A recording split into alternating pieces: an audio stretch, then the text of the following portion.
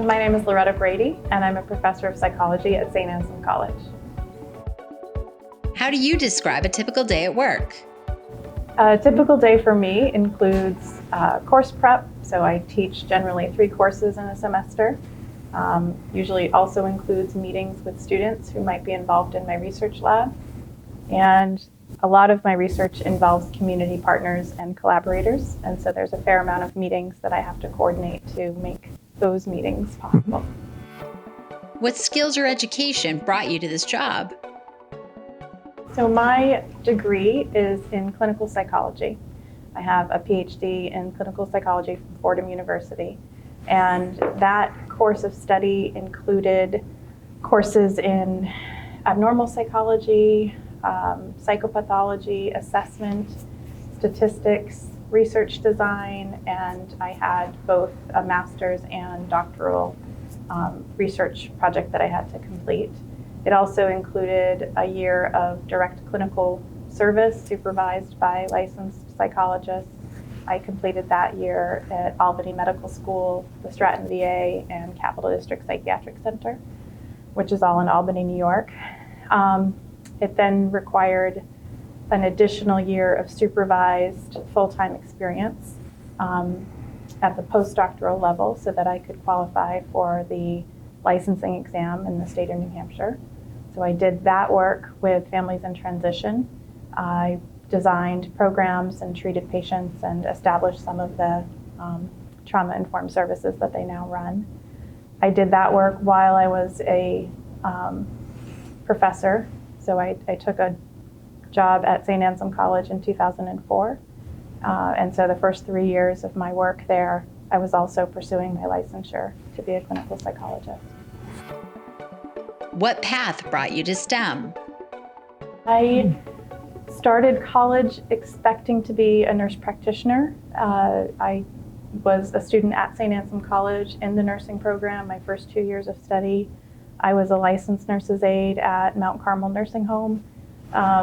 And sometime in my second year, I was sort of figuring out that I wouldn't get to have new clinical experiences until well into my junior year because of my license as a nurse's aide at that point. And I thought more about what was it that was drawing me to be a nurse practitioner, and I realized I really wanted to work with women and support women who were having difficult times in their lives. I recognized the role that healthcare plays in being a safe space for women. So I considered what other careers might be possible, and when I realized that psychology, which were the courses that I was really enjoying the most, was one of those doors that could lead to that type of career, I jumped at the chance. I changed majors, started working in a research lab with someone who's now a colleague, but at that time was a new professor. Her area of research had to do with prenatal hormone exposure, not really anything to do with the areas that were drawing me to the field, but the experience of getting research, of being supervised by somebody who had an active research program, doing literature reviews, all the preliminary steps that are so important in creating research opportunities, I really enjoyed. And she took an interest in me. UNH was just starting their McNair program, which is a program that was named after Ronald McNair. He was one of the astronauts who died on the Challenger explosion with our own Krista McAuliffe. And his family advocated at the congressional level for funding to support more minorities in higher education. And UNH pursued an opportunity there and established a program. So by my junior year of college, I had applied to the UNH McNair program. I spent 10 weeks that summer at UNH conducting research with a sociology professor.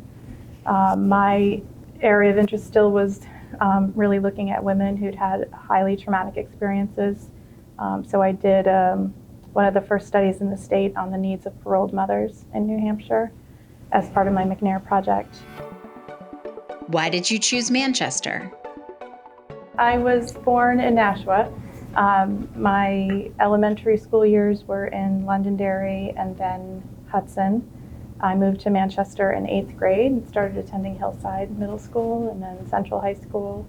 I went to a college fair at St. Anselm College with a young man that I had been dating at the time.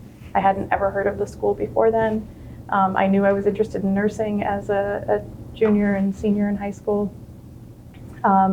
So when I had an opportunity to pursue college, St. A's was the pick. They provided a lot of support, and I knew that I could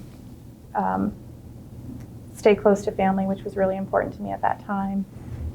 And then moving away, going to graduate school in New York City was wonderful. I loved living in New York, both the city as well as upstate. And I might have chosen to stay in upstate New York, but we had an opportunity to come back for what was going to be a short-term contract at the college.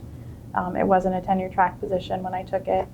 And then, I knew I had to get licensed, and that once I was licensed, I could sort of make other decisions. But by that time, my husband and I were both really happily ensconced here, and it was great to be back with family, and both of our careers had the opportunities that we needed to stay, so we did. How have you seen Manchester's Mill Yard change and grow? I would say that I have been active in the STEM community in New Hampshire my whole career. The McNair experience at UNH, coming back, recognizing that the tech sector is where the economic engine and growth that was happening for our state. And then really committing early on to creating as many spaces as possible for underrepresented technologists. So by 2014, I was working with a group of women technologists to create a space annually where women, no matter what their income levels, could join and network and find opportunities. And then, through that work, continue to advocate in those ways for other underrepresented groups to get acknowledgement within the high-tech sector here in the state. Do you see Manchester's history in the work you do? My grandparents worked in the Pandora sweater mill, and I write grants to try and get support for biomanufacturing education in the state. So there's one connection. But in a more serious way, New Hampshire and Manchester has really been the economic hub of our state for the past 200 years. And, that legacy means things when it comes to getting the attention that you need at the legislative level, both federally as well as locally, when it comes to trying to put financing together in order to create a company that can do these amazing things. And then when it comes to developing a workforce that can actually execute on those visions, this is the community where that is often taking place first. Any advice to those getting started in STEM? For those who might see these stories, and especially if you're local, dream big and think about where else you could learn and where else you can work, but don't count this place out. This is a very dynamic place for any number of careers that you may have an interest in, whether that's helping others or putting together finance for people's big visions or being a visionary yourself. This is a community where you can do that, and there's a lot more support than you might realize, and really it involves you just sharing what your vision is and what your ideas are, and there is a lot of people and a lot of organizations that are willing to support those dreams.